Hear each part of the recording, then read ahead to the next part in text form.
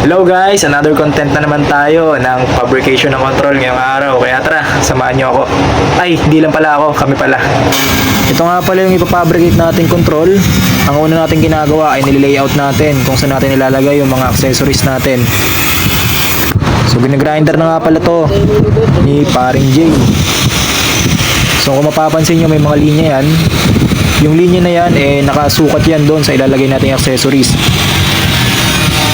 So dapat hindi tayo pumaling or magkaroon ng kahit anong alignment, disalignment pagdating sa grinder kasi makaka-apekto yun dun sa ilalagay nating accessories.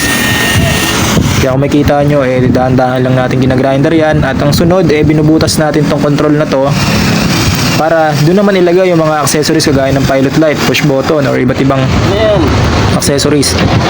At huwag nyo rin palang kalimutang lihain yung mga pinagrinderan nyo kasi matulis yan, pwede kayo mahiwa, masugatan.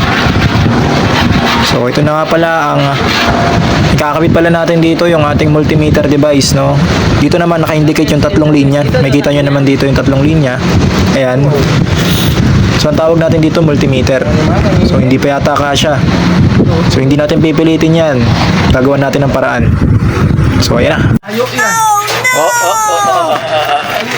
Okay. Okay. Ano patayo? Patayo ang na dali natin dyan kasi nga hindi na nga siya babalagbag, babangga yan dyan.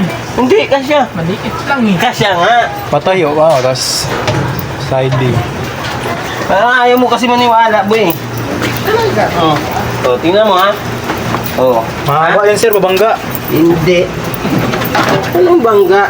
Trust your entrusting. Yan yung trusting. Mas kasi. Oops.